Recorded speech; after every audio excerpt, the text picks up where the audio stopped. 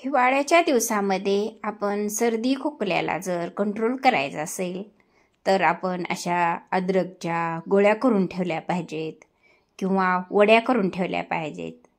चला तर मग आपल्या रेसिपीला सुरुवात करू. नमस्कार मंडळी, जयूज किचनमध्ये आपलं सर्वांचं स्वागत आहे. पाव किलो अद्रक घेतलेला आहे.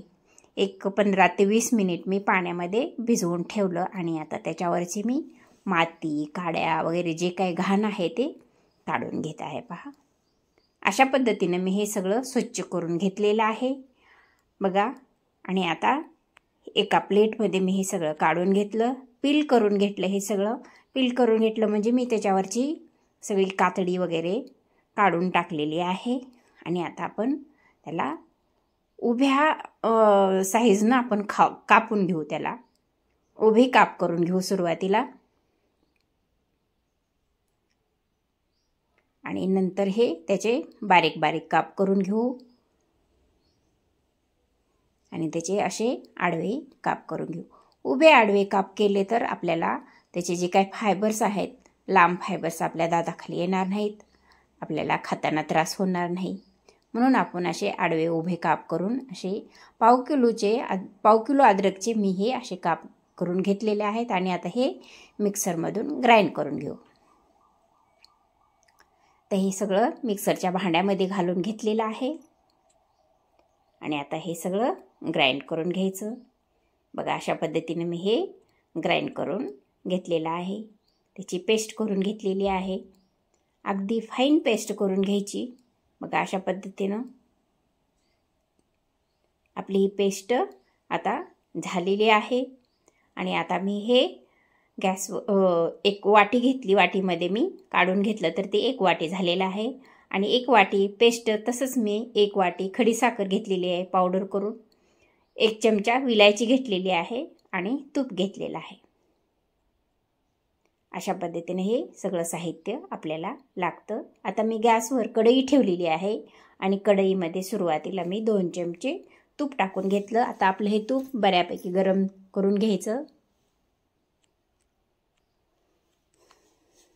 आता हे तूप गरम झालेलं आहे. आपण ही पेस्ट केलेली ह्याच्यामध्ये टाकून घ्यायची. सुरुवातीला 2 मिनिटं गॅस मोठा करून घ्यायचा. आता हे सारखं सारखं हलवत राहायचं, सारखं हलवून घ्यायचं.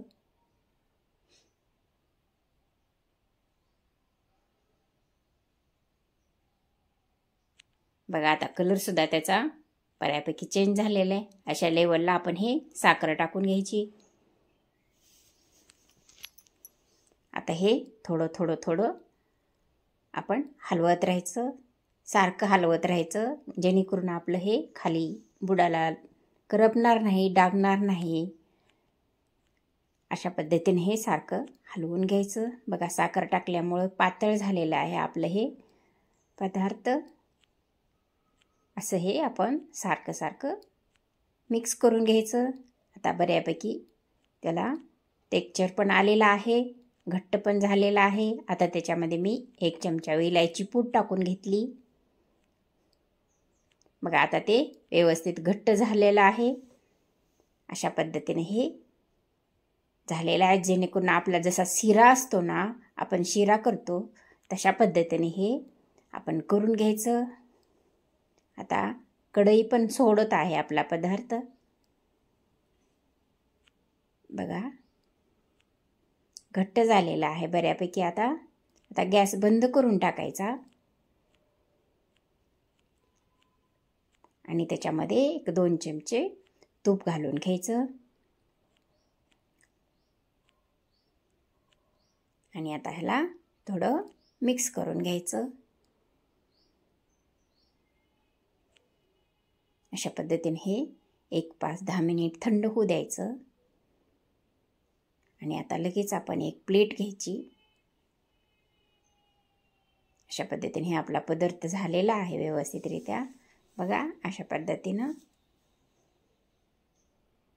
या लेवलला अशा पद्धतीनं आपण सगळं मिक्स करून घ्यायचं. तूप वगैरे टाकलेलं मिक्स झालेलं आहे.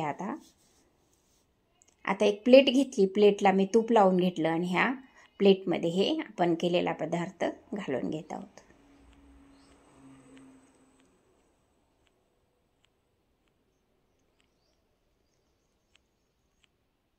आता आपण हे सगळं याच्यामध्ये पसरवून घ्यायचं. मग तुमच्याकडे वाटी असेल किंवा हे अशा पद्धतीचा स्पॅच्युला असेल, अशा पद्धतीने हे सगळं पसरवून घ्यायचं. आता ही गरम आहे जास्त, त्यामुळं आपल्याला हात काही लावता येत नाही. त्यामुळं अशा पद्धतीने ह्या स्पॅच्युल्यानं आपण हे व्यवस्थितरित्या सगळं पसरवून घ्यायचं. थंड करून घ्यायचं हे सगळं. थंड केल्यानंतर ह्याला काप देऊन घ्यायचे. काप देऊन घेऊन त्याचे जे बारीक बारीक चौकोन केलेले त्याचे आपण अशी बारीक वड्या तर करणार किंवा आपले छोट्या छोट्या गोळ्या तरी का होईना करणार. मी आज ह्याच्या गोळ्या करून घेतलेल्या. माझं स्किप झालेलं आहे सगळं, त्यामुळे सॉरी. व्यवस्थितरित्या थंड होऊ द्यायचं आणि हे सगळं करून घ्यायचं. आता व्यवस्थित पसरलेलं आहे. जास्त जाड पण ठेवायचं नाही, जास्त पातळ पण करायचं नाही. अगदी व्यवस्थित सगळीकडून प्लेन होईल अशा पद्धतीने हे पसरवून घ्यायचं सगळं. अशा पद्धतीने हे आपलं झालेलं आहे. आता बघा हे सगळं पसरवलेलं आहे आणि आता ह्याच्या मी अशा पद्धतीने ह्या गोळ्या करून घेतलेल्या आहेत. लाईक करा, शेअर करा, सबस्क्राईब करा, कॉमेंट करा, बेल आयकॉनला क्लिक करा, जेणेकरून माझे व्हिडिओ तुम्हाला व्यवस्थितरित्या पाहता येतील, वेळेवर पाहता येतील. आणि थँक्स फॉर वॉचिंग.